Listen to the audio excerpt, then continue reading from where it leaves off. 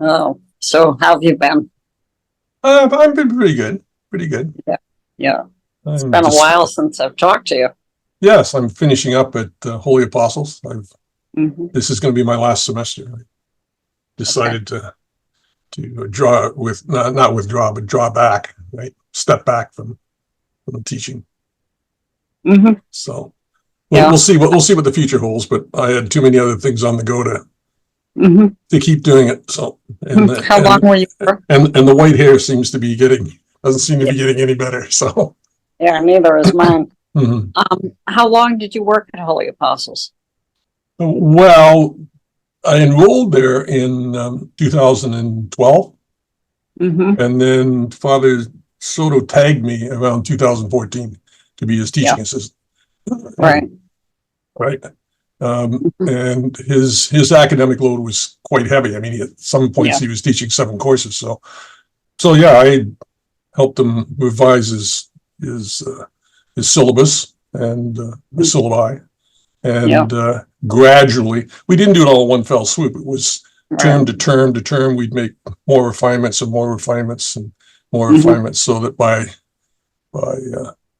late, just before COVID, then it was pretty well established as we had standardized all the syllabi, so they all looked the same. They all Yeah, didn't conform to Holy Apostles as it is now, but at least we no. had a standard in terms of, well, in terms of what he was doing. Hmm. Yeah, So, yeah, yeah. He was a good man, smart, he, he nice. was a brilliant man, Yeah, brilliant. I agree. I met him in Rome once and spoke to him about the dissertation, a different topic, but the things just rolled off his tongue, Yeah, just rolled off yeah, his tongue. And the yeah. one piece of advice at that time that he insisted, which I already knew, I mean, my spiritual director, was don't try and be something you're not. Don't try and be Mhm. somebody else, Yeah. Hmm. right? So you just live within the talents that God gave you Yeah, and just work with that. And that's all God expects, right? yeah. But it's a Hmm. mistake to try and be somebody else that's, you know, he had different talents than I have. So, but they were complementary. So, Hmm. Hmm. Yeah. so it worked out well. And then when he decided to take a sabbatical, Hmm. the plan was that I would cover his courses because I Hmm. essentially assisted him for 7 years on them. So I would cover his courses for a year until he came back, but then that didn't work out, and then he passed away. So. I know. Yeah, it really is a tragedy to lose someone like that. Well, Yeah. sometimes you just wonder if it's providential in the sense that he's of more help where he is now than he was here. I mean, we can't see that, but Hmm. I have that feeling, right? I have Hmm. that feeling. Yeah, I can believe that. Yeah. Yeah, I was absolutely stunned when I heard it. I had no indication at all that he was even sick or anything. You know, No, it was, I mean, it was sudden. I got an email from Sebastian one night about midnight saying, have you heard about this? And I thought, no, it can't be true. But yeah. yeah, And there was no real warnings of it. He never indicated to me his health was suffering, although he was very close to the vest in terms of his own things. So, hmm. yeah. But still, you'd think he would have said something um, when you consider, that you have students and coworkers that you know um, might need to know. So it's too Yeah, bad. well, I mean, at that point, he'd already was on his sabbatical, Oh, I see. and he had kind of withdrawn from teaching. And he Hmm. told me he was tired, right? Hmm. But that he wanted to just focus on his second doctorate that he was working on, Hmm. which was I had hoped to get a copy of it when it was finished. I'm still Hmm. hoping that I may be able to get his working papers, because essentially he wanted to make arguments to how you could teach theology through mystical experiences. Hmm. And of course, mystical experiences are very controversial. So, but he wasn't afraid of it. That's what he wanted to do. And so I was Hmm. really kind of interested to see his rationale was. Yeah. And being as smart a man as he was, Mhm. it would have been, I think it would have been unique work. Unfortunately, sometimes people just end before you would expect them to. Correct. But I was fortunate because Father Lockwood was able to step in. Mhm. And Very nice man too. yes, and he brought a different perspective to things. Mhm. But Mhm. at the same time, he wrote an introduction for the book Mhm. where I thought that he really captured what I was trying to get at. He wasn't too detailed, but Mhm. I felt that he understood what I was trying to do with the dissertation in the book. Mhm. So I was grateful for that. I think it's a good introduction to the book. Anyway, Okay. kind of like that.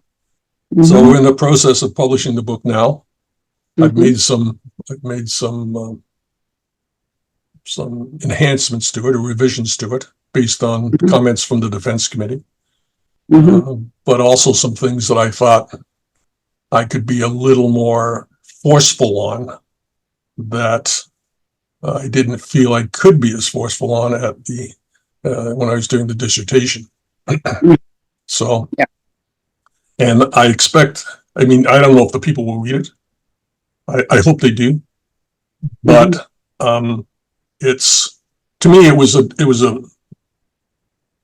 was tackling the subject from a more substantive type of position because I mean, essentially the council was close to agreeing on Mary, Mother of the Church, but the logic was Christ is the head of the body. She's the mother of the head. Therefore, she's the mother of the church. Just a simple syllogistic argument.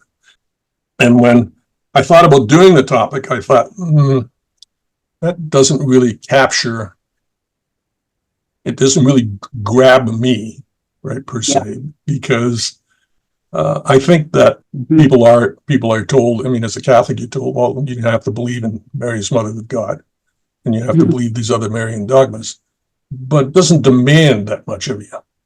You see? Yes, it just requires my assent. Right? And I thought that this syllogistic type of argument was going to fall into that same category. And what I really wanted to try and get at was something that demanded something of us. So I thought the whole idea of maternal charity would be more gripping, if you want. And it is, because if you actually read the book, it's the relationship is one of mutual love. Well, if it's mutual, it means you have to love Mary. Yeah. It demands something of us, right? If you're going to have a relationship with her, you can't just say, she loves me and, oh, well, I'm not. And that's essentially being indifferent. And I think that's what falls into the category of the problem with our non-Catholic Christian friends, that there's a certain amount of indifference there. So the book on one hand it's catechetical in the sense I've tried to I don't say simplify, but clarify some of the terms.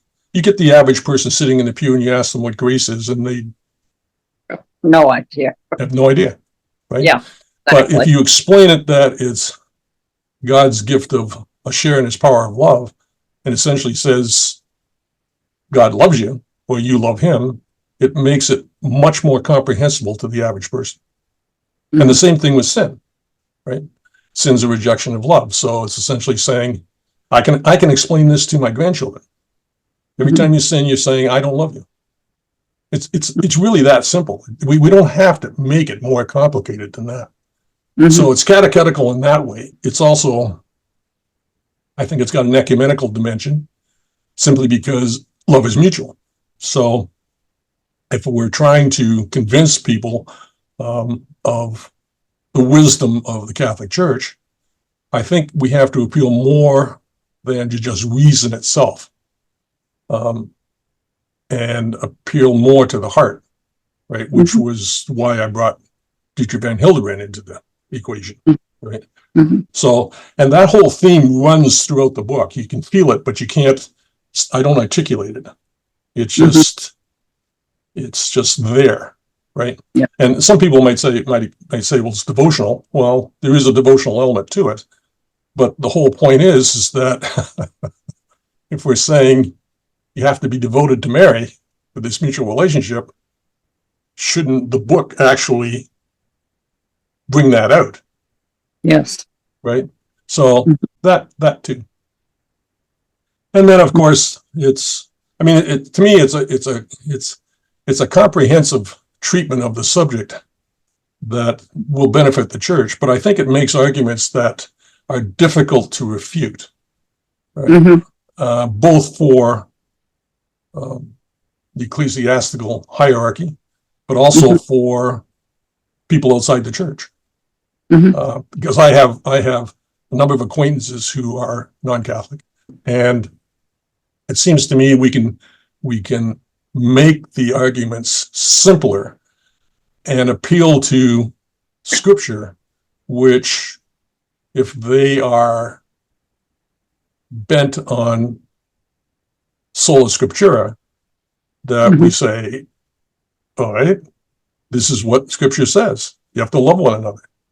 Yep. Right? And Christ says, if you're my disciples, right, you love one another. Well, if I want to be his disciple, then I have to love Mary. I must. I can't get around it. I mean, and that's one argument from Scripture. But the other argument, of course, is simply that God's love. You can't be in heaven if you don't love. Mary's already in heaven. How are you going to get to heaven if you don't love her? Right? That doesn't, I nowhere in the book do I say that you're condemned, right? It's not a question of going to hell or anything like that. It's just saying you can't go through that boundary of from purgatory. You can't go through that boundary to get into heaven if you don't love Mary. It's completely illogical, right? So that particular aspect of it, I expect, will be quite controversial for people who are not Catholic. And I think that some Catholics probably are just lukewarm too. They don't really think about the need. The whole idea to me was that if this devotion to Mary is necessary, then it has a whole lot of implications for the church. I mean, here in Canada, we only have one Marian Holy Day of Obligation, and that's on New Year's Day. One. One. Oh, my. One. Well, it's better than none. Well, no, you see, and the problem is that if I talk about this subject, people, if they have Marian days of obligation, they don't understand. But of course, I'm speaking from my own experience in the country in which I live, and the only day of obligation is the Mother of God on 1st of January. And even then, not a lot of people show up because they've been out partying the night before. So, True. But if the church adopted Mary, Mother of the Church, as dogma, as a relationship of mutual love, and said devotion to Mary is necessary, what better way than say, let's reinstate all the Marian Holy Days of Obligation? Right? Yeah. So if we made it, if the church actually decided to make it dogma, and I mean, I think they should, and even attach an anathema to it, then it has a whole lot of ramifications. I think it really could be the seed for a whole new renaissance of Marian devotion, which has disappeared, right? Before the council, I was brought up in the extraordinary form, right, prior to the council. And at that time, they had, in May, on Mother's Day, they would have 30,000, 40,000 people fill the football stadium for Marian devotions. We don't have that anymore. So the whole thing's connected. If devotion is necessary, then the church needs to do something. So my own personal opinion is that the church and the world is in such a sorry state Mhm. that if I was a business, if I put on my business hat, I would say we need a project manager to fix this up. And people will say, well, we've got the Holy Father and that, but that's a human element. What we need to recognize that there's a supernatural battle going on, and therefore we need a project manager who's qualified to take this on and can do something about it. And who better than Mary's mother, the church? Mhm. So if we look at it from that standpoint, from a very practical business standpoint, could be the project manager. She should be the project manager, right? Mhm. So it's a question, I think, of selling the powers that be that this whole topic should be reconsidered. I mean, that's up to God now and what he wants to do with it. But Mhm. at least it's on the table now, and Mhm. it's getting in front of various people. And I can't do anything more than just put it out there. And if somebody wants an explanation about it, more than just reading the book, because you don't always, I don't know about you, but when you read a book, you get something out of it, but you Mhm. never get the whole story behind it unless you talk to the author themselves. So, and when you have situations like that, I think that somehow people need to be educated on what the book is really telling them, right? Yeah. So it's going to be controversial, I think, for Protestant friends. Mhm. It's going to be, and it makes the case that God willed her to be married to be mother of the church from the dawn of creation. That's one of the arguments. And I attacked that from two different points of view. One was, if we believe that Christ's words from the cross were a revelation that Mary is the mother of the church, that she's the mother, she and John together, then this is the eternal word that's saying this. Mhm. He's not just making up something new he thought about on his way to the cross, right? his will is immutable, so you have to say it's unchanging. Therefore, you have to say that this was ordained from the very, very beginning. And then when you combine that with Revelation itself, right? That Revelation in chapter 12 and 17, where we're told of the dragon, and we're told that the dragon goes off to do battle with the woman and her offspring. We have evidence there. Now, we've got imagery there, sure, but the imagery is pretty striking. It's pretty hard to deny, right? Yeah. So for me, if I have to convince somebody else, and I don't have to convince you because you already believe this, but if I have to convince somebody who doesn't believe it, Mhm. it's not just my opinion. It's got to be these concrete things that, Yeah. if you're a believer and you're in a Protestant denomination and you spend all your time quoting scripture and relying on it, then here's proof. So you need to tell me that it's wrong. And of course, that's the challenge. I mean, I have acquaintances in that are non-Catholic, but they don't want to talk about this. Yeah. So my challenge to them is, hey, if I'm wrong, prove me wrong. But you have to read the book. Yeah. And that's what. You're right. And if you're not going to read the book, how are you going to prove me wrong? Yeah, right. Exactly. Good Right? point. So it's pretty comprehensive. It hits a whole lot of different soft spots, from catechetical to ecumenical to it's confrontational, it's persuasive, it's all those things wrapped into it. But a person picking it up might not discern that. They might just think, well, it's an academic work done for dissertation, and should sit on the shelf someplace. So, which it may, I don't know. So, Hmm. so that's where I've come from.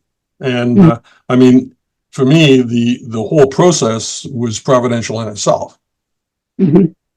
Right? There's a whole lot of different events that I can point to that Sure. that I'm absolutely convinced it's providence that wanted this done. So in my mind, if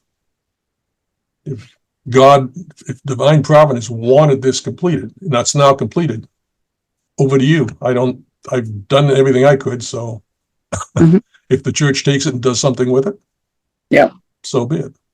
Right. Mhm. So, Well, you never know because God's time is not ours. It could be, you could see something happen in the next month, or it couldn't happen. It might not happen till after you're gone. correct. You know? And my spiritual director told me that.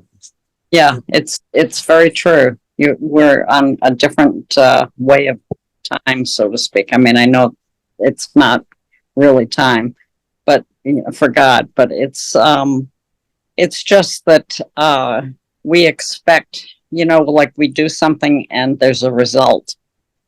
And so if we don't see the result, we don't think anything's going to happen. But in God's way of looking at it, it could be 1,000 years from now. Who knows? Could be. Yeah. Or it could be next week. Well, I don't think it'll be next week. Never- Don't get my hopes up. Yeah. It could be time. It could be time that you won't live to see, but you'll Yeah. see eternity. Yeah. So So what I did in addition to the dissertation, I made some changes to it to Mhm. enhance it. So Mhm. little things here and there. So for instance, I had at the beginning had spoken very briefly about Protestants' view of Nestorianism. That is just this kind of, it's an ongoing heresy you can't Mhm. shake. But I found a good source from St. Alphonsus Liguori, where Mhm. he quotes what was happening at the time, and he quotes a bishop that which if you read, it's a very short passage, it's just a paragraph, but if you read it, to me, it just tells you what the whole Protestant outlook is. So that as an example, Mhm. it says that the bishop says that said to the congregation, anyone who believes in the Mary Mother of God should be excommunicated. So Oh, everybody got up and left. that's great. Because and in general, people will just say, okay, it's a protest. No, you have to look farther. If everybody was going to be excommunicated, there is no church. So now I'm saying to my Protestant friends, so there was no church for 1,000 years because of this teaching. And then one person suddenly resurrected it. I'm going, how's that work?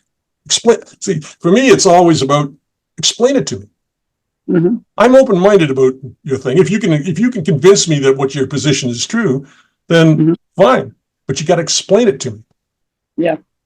Right. So, Mhm. and part of that is my own experience as in business, because my first two degrees were in engineering and computer science, and my whole business career was in IT.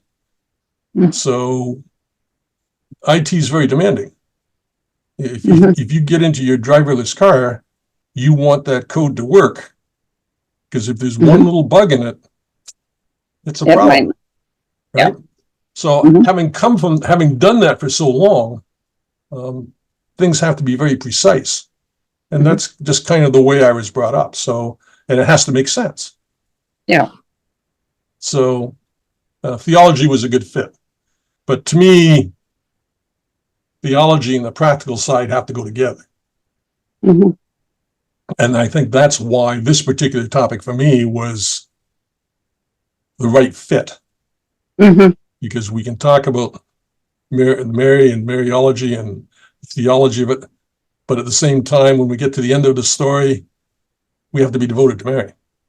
We have Mhm. to do something in our daily lives. Right. So there's that mix of things that are going on. right? Mhm. And I think that's generally true. The problem I've always had, and it's for me personally, is that when I deal simply with somebody who's in academia, who's only done academia, I find a disconnect because Mhm. I listen to and I say, I understand everything you're saying, but how does that relate to the real world? Yeah. Right? And Well, some people live in their heads, well, and yeah. that's a problem. You know, Well, it's a, but I think Christ was like that. mm, Christ taught you the theology, but he taught you the practical elements of it. mhm. Love your neighbor, be generous, give to the poor, right? Mhm.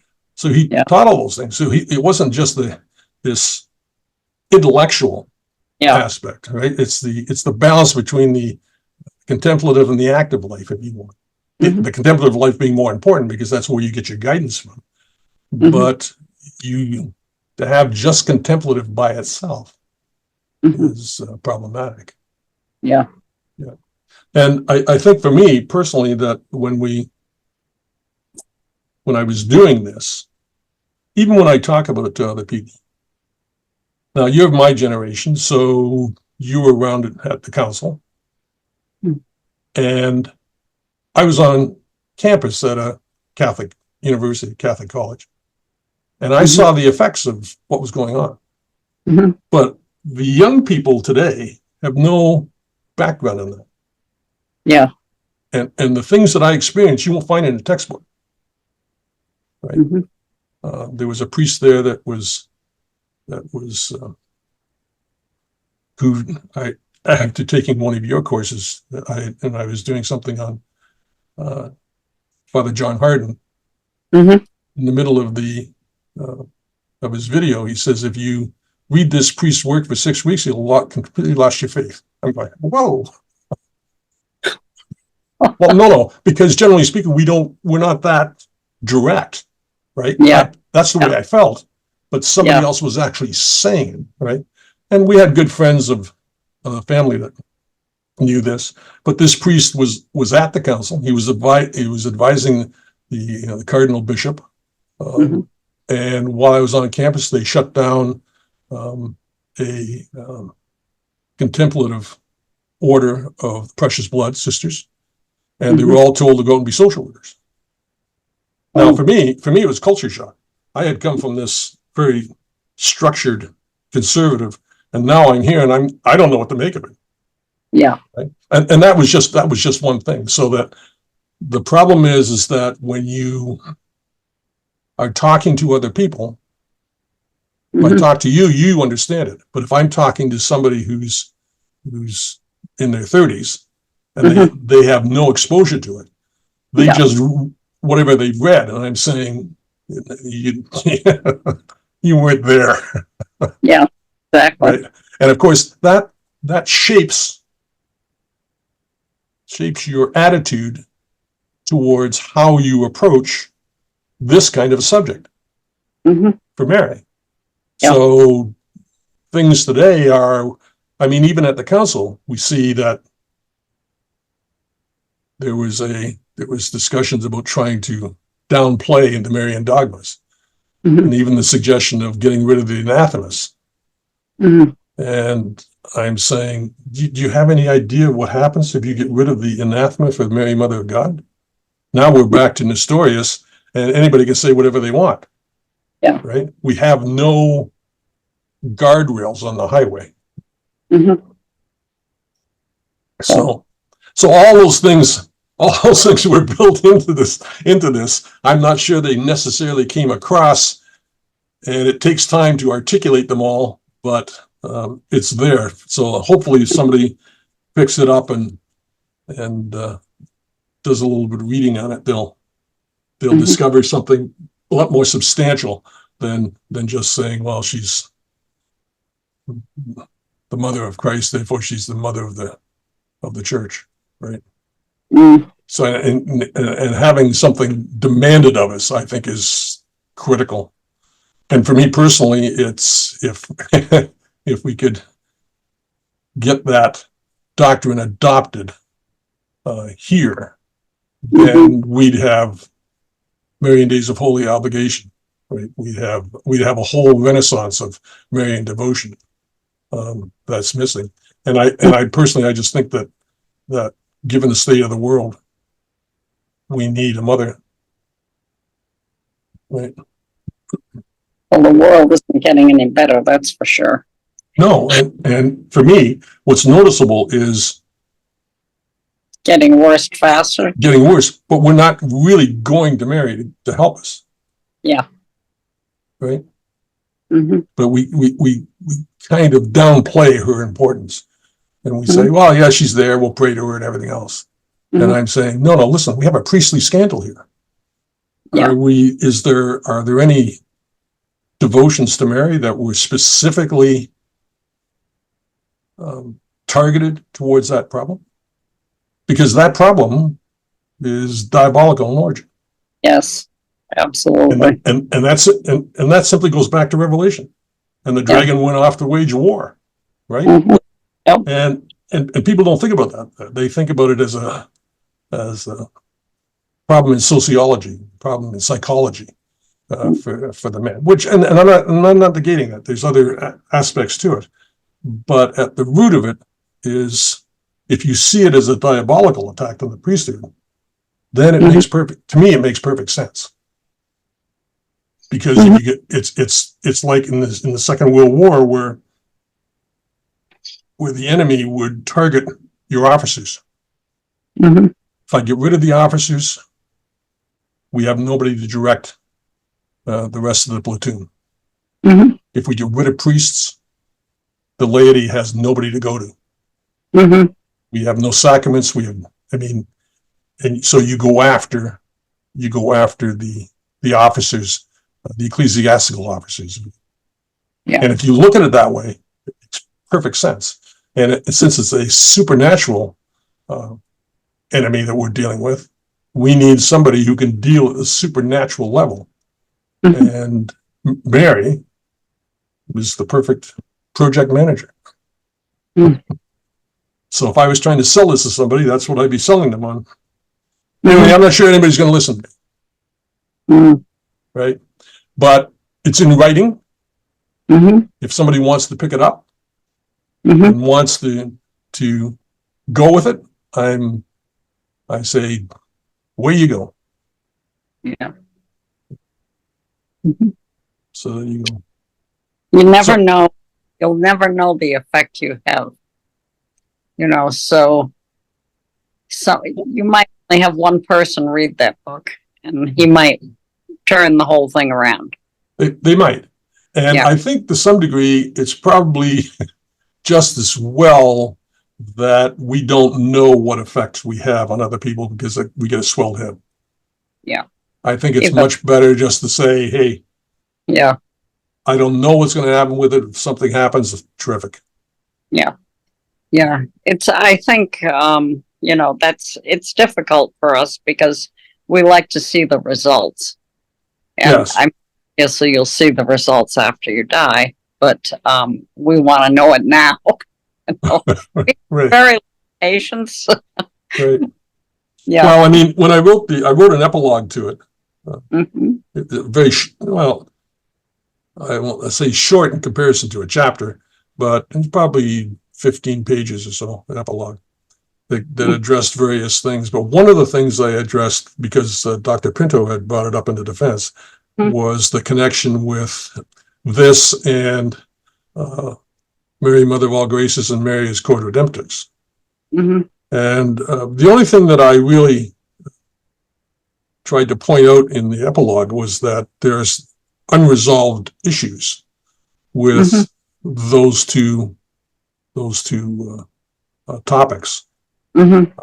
But I think that those two topics benefit from Mary, Mother of the Church, because I think it flows from her maternal relationship with the Church. Mm-hmm. Mm-hmm. But one of the things that was identified in Roy Falco Dodd's work on the council was that there were things like how how do you explain Mary's mediation for people in the Old Testament, things like that. Mhm. And I think for that we have to look at some of the mystical experiences which people shy away from, simply because we can't trust them, right? Mhm. I've mentioned it to a couple of friends of mine. One's a canon lawyer, and he just says, "Well, it's not meant for them; it's meant for you." Sorry, it's not meant for you; it's meant for them. Yeah. Father John Hardin disagrees with that. He thinks that if it passes the test for orthodoxy and free of error, then it's meant for everybody. Mhm. But what I did was I essentially looked at Anne Catherine Emmerich. Now, what she does is, in her book, she says that Abraham was shown a vision of the woman, of Mary. Now, he probably didn't know who she was, but he was shown a vision of her, right? That he would have understood from scripture from Genesis, right? And that's an interesting proposition for somebody else to pick up to pick it up as a topic and explore that. Now, I was talking to Sebastian about this, and we were talking about semiotics and the study of the universe and how it relates to God. And we were talking about, I brought up Albert Einstein. Now, when I brought up Albert Einstein to a couple other doctoral experts, they just looked at me and shook their heads. But what Albert Einstein says is that once you reach the speed of light, time stands still, and two people in two different times can experience the same event. Yeah. That sounds awfully familiar, doesn't it? When we talk about the mass. And they said, well, we don't go the speed of light. I said, no, you've missed the point. I'm not talking about how it works. I'm talking about that he said there is a state where time stands still and you can both experience the same event. And he came to this conclusion by just looking at the physical world. Doesn't that say something to you? I mean, it says something to me. Now, I don't know how to put it all into perspective, but what it does is it says when you talk about Abraham seeing a vision of Mary, it opens a whole lot of questions that somebody else is going to have to go into. But it makes a fascinating topic for another dissertation for somebody. A difficult one, right? But because they have to navigate this whole idea of private revelation and how much we can trust it, and the science and everything else, to put it all together. But for me, it's a fascinating topic, and if it's true, and I have no reason to believe that Anne Catherine Emmerich is not true, other than the fact that we can't prove it's true. But if it's true, then Abraham had an experience that we can't explain. And of course, our whole problem is that since we live in time, we only have words that express temporal activities. And that's even in the gospel. Right. So I have to ascend to the Father. I have to go here. I have to do this, right? And so our words don't convey the divine reality, and we don't have the words to express it. You're right.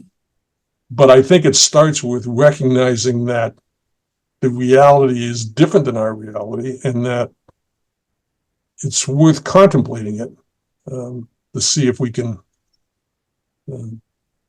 dig a little deeper into the topic. So this book my plan is this book is the first in a series. Oh, good. So I'm hoping to have 4 books when I finish, if God willing that I live that long. So this is the first one. The second one is the draft is done. I'm just fine tuning it, but it's on Mary's mediation of sacramental grace. So again, it's got a practical element to it, because now we can talk about the sacraments and what it really means, because to some degree, we have this superficial idea, I think, of the sacraments. It's not a ritual, but people go to confession. But how many people actually, when they go to confession, actually have that interior disposition, right? Yeah. And I made that point, and Hildebrand makes that point, is that it's the difference between affectivity and sentimentality. Mm-hmm. So a person that goes to the sacraments out of true remorse because they see Christ on the cross, Mm-hmm. that's not sentimentality. Right. But if they go because they want to feel better, Mm-hmm. Yeah. now we're into the whole realm of sentimentality. Mm-hmm. So Hildebrand was good for that point of view too, to be able to separate out the two, because it's easy for people to say, well, you're too sentimental in the book. Well, no, now we have a Catholic scholar, a well-respected Catholic scholar, that can make the delineation between the two. Yeah. Right? So all of that was feeding in it. So the second book is on that. The third book, I wanted to address. It's going to be called, I think, Mary, Mother of the City of God, and it's essentially going to analyze and look at Mary of Greta's book. Mm-hmm. Right now, that gets us into private revelation. But I think the value in that, I'm not going to be looking at that and saying that everything she says is true. I'm not claiming that it's true. Right. But what is the value in it is that Mary of Agreda says certain things that are theologically correct, that would make excellent topics for doctoral dissertations. Mm-hmm. Right. So my argument for the second book was that Mary mediates sacramental grace based on the fact that she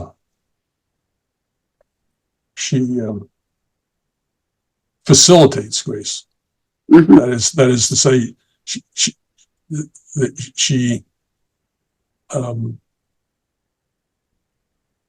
mediates the grace of the sacraments ex hoc operandis, Mm-hmm. right? And I found this quite. I mean, I don't know. I'm maybe I'm too simplistic, but I looked at the analysis that Dodd had done on it, and you have theologians that say, well, we couldn't find her place in how she is in terms of causality of sanctifying grace and everything else. And I'm going, we don't have to look at her that way. All she does is get you ready to receive Christ's grace. So all she's got to do is change your disposition, which is the subjective element of the sacraments. Yeah. So we've placed her right in the middle of the operations of the sacraments, ex operatus. Not operato. Put that aside. That's all Christ's responsibility. Mm-hmm. What she does is she prepares us and gets us disposed to receive the grace. Mm-hmm. So that'll be the second book. The third book will be on Mary of Agreda, and then the fourth book is essentially going to try and tackle this quote from Revelation that the dragon went off to wage war. So I'm going to talk about Mary's participation and how she's affected by this war that's the diabolical war that's going on in powers and principalities, which leads us into various heresies and scandals with the church and things like that. So that'll be if I can get that done, that'll be my contribution, and then somebody else can pick up the torch and tear it apart, run with it, do whatever they want with it. Sounds right? very, yeah. So it's ambitious, and that's why I'm stepping back from the teaching part, is that I just wouldn't have the time to be able to finish that off. Right. So that's where I am. It's pretty complete. So you've interviewed a lot of authors, Mm-hmm. and Over 300. Over 300. I've had over 300 interviews. And what have you learned from those authors?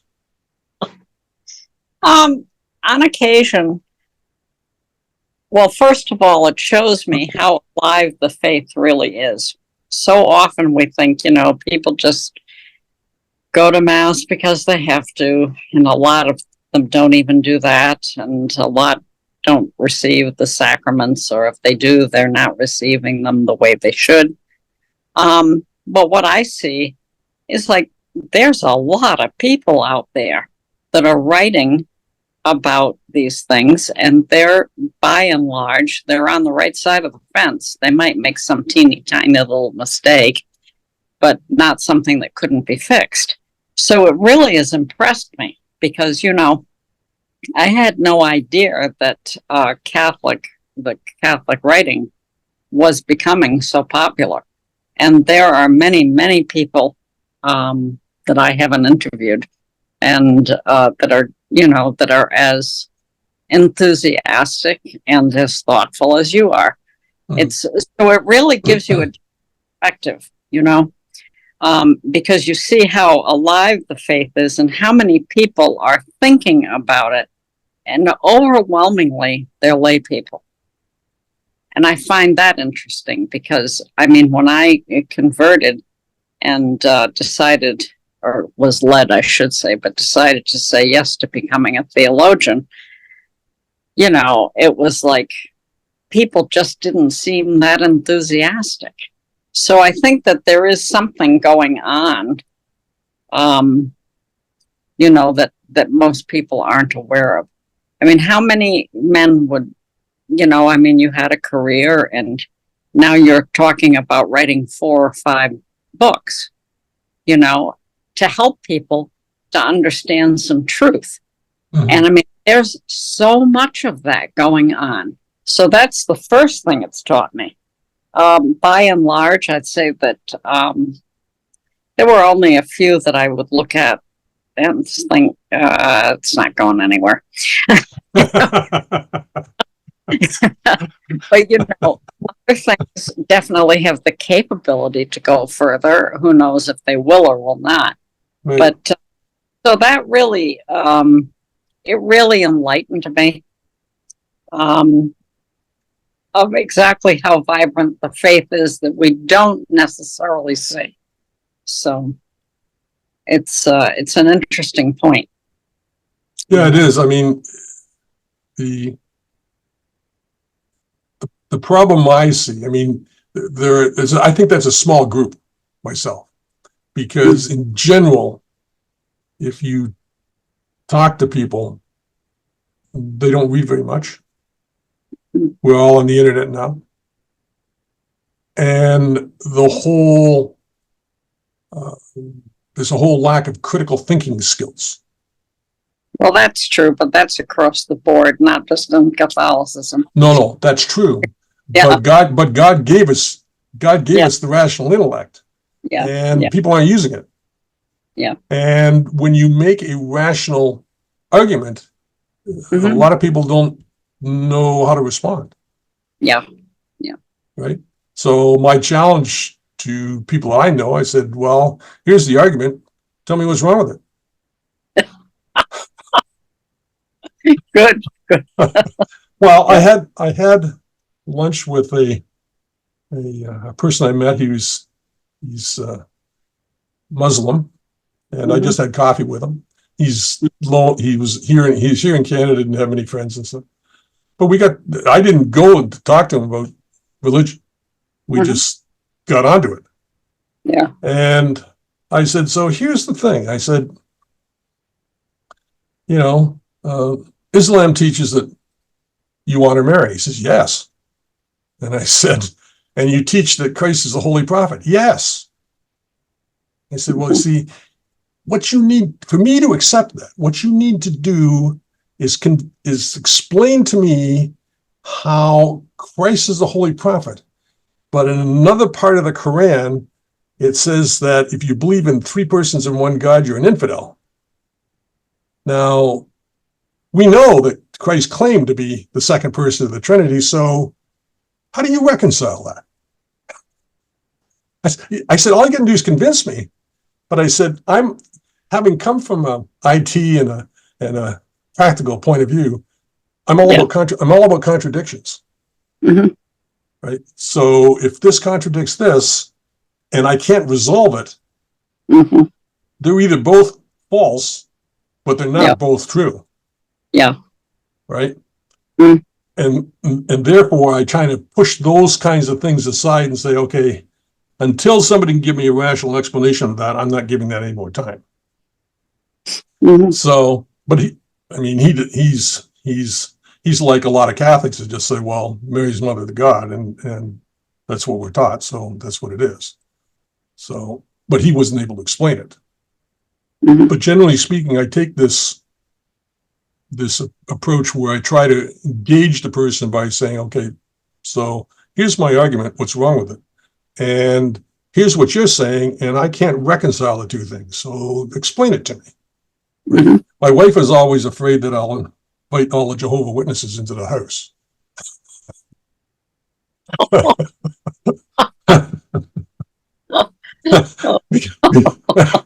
Because we're at the front door, they'll bring up something, and I will say, you need to explain this to me. You say this over here, but you say this over here, and the two things don't go together. I don't get it. So Yeah. I kind of use the old Columbo routine. So I just don't understand. Mhm. Teach me.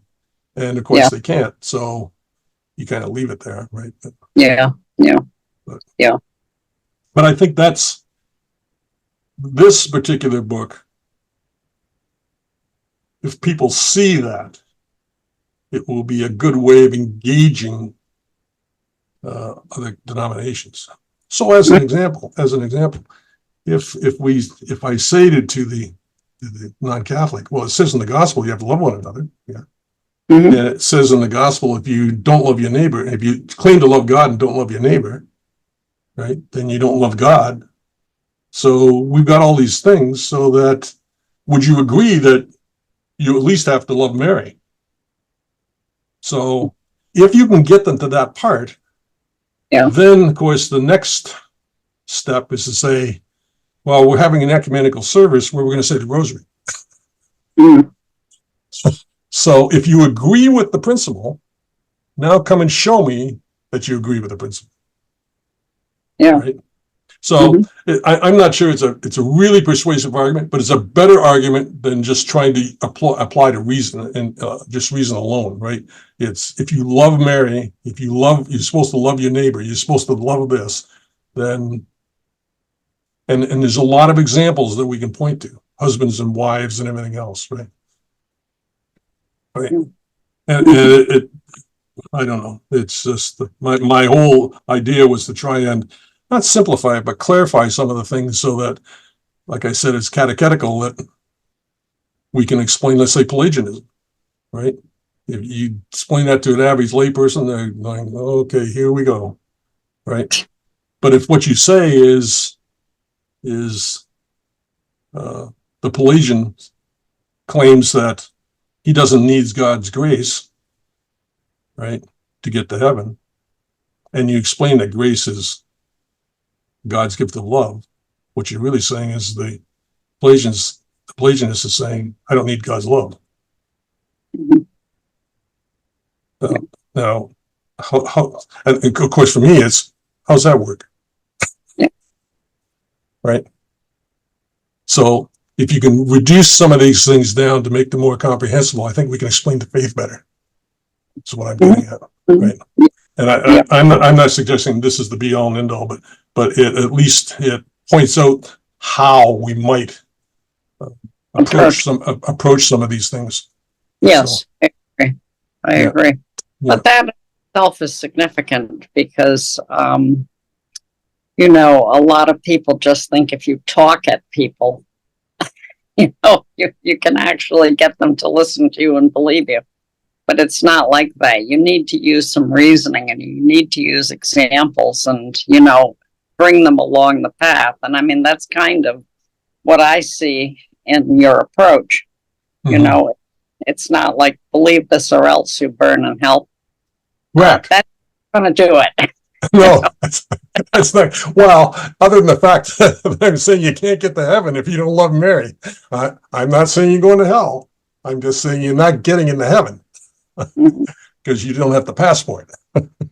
Well, the difference in the approach is the negative or the positive. Yes, And people respond to positive things much better. yes. Catch more flies with honey than you do with vinegar. Yeah, True. It's true. yeah. No, it is. Yeah. So. But I do think that the church needs to be more definitive Mhm. because we're kind of wishy-washy. What are the Well, major yeah. things? So, I mean, one of the claims I made in the book was that if you don't love Mary, you're not, it's an indicator of whether or not you're part of the church. Mm. People will look at me and say, wait, what? Mhm. I said, well, Christ said that you love one another, you'll know that you're my disciples. So if you don't love one another, then you're not my disciple. Mhm. Yeah. What am I supposed to make of that? Yeah. Right. Yeah. And of course, nobody will want to hear that. Right? You're right. Nobody will want to hear that. I'm not saying, I'm just saying it's an indicator. I'm not saying it's a decisive factor. It's one indicator, right? It's indicative that you may not be part of the church, right? Mhm. Because you don't love Mary, because the whole gospel is we have to love each other. If we don't love each other, then, Mhm. right? So I think it makes it, I think we have to be more definitive in explaining some of these things. Mhm. And I think that it's too easy to say these days. It's all about love. Mhm. It's just, Well, oh, we get this warm, fuzzy feeling, and Mhm. because people Yeah. don't know what it means. Part of the problem is the culture. I mean, it's like we have to love one another. In this culture, I think that could probably erroneously be translated into just don't bother the other person. Let them do Correct. what they. And Correct. so, there's also just an atrocious lack of the knowledge of some of the terms that we use and what they mean. And I Right. mean, easily misunderstood by modern people. So, I don't hurt anybody, so I don't have to love them. Well, Right. that's great. You didn't trip your grandmother down the stairs, so I guess you don't. know. No, It's like, I what's gave a small, I won't say retreat, but a small workshop on the four last things. And we got into the whole aspect of loving one another. Mhm. And I'm not astounded, but it's really quite revealing that some of these people come up and they have such little education in their faith. Mhm. I mean, I gave a course on the mystery of Christ at the parish, and I had one man come up to me at intermission, and say, "I didn't know the soul and the body got reunited after the resurrection. Oh, How could you not?" Right? But he didn't. He says, "No, I just thought that once you died, your body was gone, and that was it." So now he appreciated me telling him that, right, and explaining it, right. But I said, no, it goes together. You're not you without your body. yeah, right. Oh, But my word. but at this other session, when we got on the love, one of the men put up his hand, and this was all for a men's group, and directed by the priest. And one of the men put up their hands and says, "Well, so do you mean that I have to love this guy that just went out and shot 50 people?" I said, "Yeah, you do." Mhm. "Oh, I can't do that." I said, Mhm. "No, the gospel's clear. You have to love your enemy." I said, "You have to distinguish. This is not liking the person. versus wanting them to change. Mhm. Because if they end up in hell, you don't want that. You won't want to wish that on your worst enemy. Yeah. So you have to put it in very basic terms for them. But he was having trouble grasping that because he's saying, "Oh, this guy's done horrendous things, and maybe he's, murdered my wife, or he's done something." It's explaining to people what it means to love your enemy. They just it's past them. So Yeah. a lot of these things we find in our local parishes that the people in the parish, they haven't had any catechetical instruction since they were in grade 8, the 8th grade, Oh boy. and Yeah. they hear the homilies, but the homilies in a lot of cases are not clear, right? Mhm. And so they leave and they don't take anything with them and apply it to their lives. Mhm. And some of them just don't know the basics. I had one woman come up to me at intermission one time because I had said that sins like abortion and contraception, well, she understood that. But I said in vitro fertilization is a sin. So I didn't know that. She said, I've had that and we wanted children. She says, what should I do? I said, well, there's a little box over here called the confessional. You need to go in and sit in there with the priest and discuss the issue. I'm not the person to talk to about that Mhm. particular thing. But just hearing it Yeah. at least started her on a path, Yeah. right? And sometimes it's the smallest things. And like you said, we don't even know the effect we have on people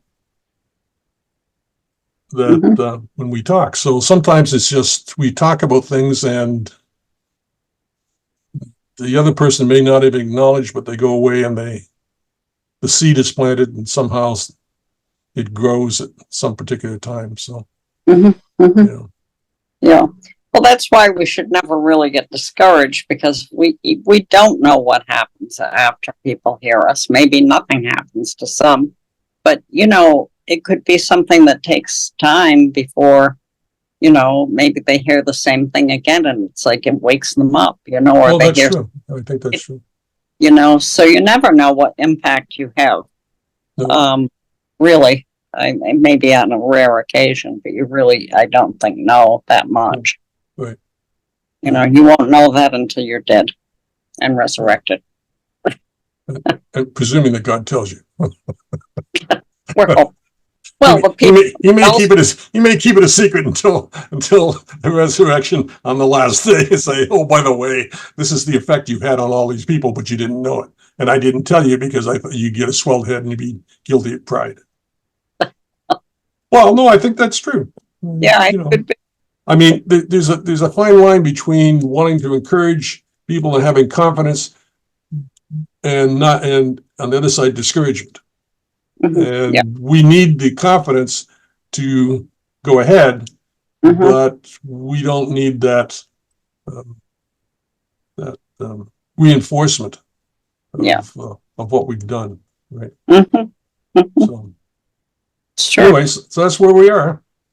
Yep. That's where it's been since the defense. I didn't just take it and say, okay, print it up, we're ready to go. That's good. Well, because I thought that there was more that I actually wanted to say. And then at one point I had to say to myself, my wife said, well, no, I think you're finished because it's getting too big. So, yeah. And I discussed this with Sebastian. So there are things that I want to say, but they'll be in these other books. That's right. And they'll all be tied together. So you won't have to, there'll be a little bit of repetition because you can't avoid it. But the overlap is good because then it ties them all together too. So. Repetition is good. Yeah, so that's good. Well, I'll tell you, I've enjoyed talking to you. Well, I've enjoyed talking to you. All those years, and now we're talking to each other face to face. But for 10 years, it was just emails. Yeah, yeah, Right. I know. Well, I don't think people were using Zoom as much in those days. No. So that's certainly part of it. Yeah. But Well, I mean, you know, that's a challenge, I think, with online teaching too, is that with asynchronous teaching, I mean, you can't get everybody on the Zoom call at the same time. Yeah.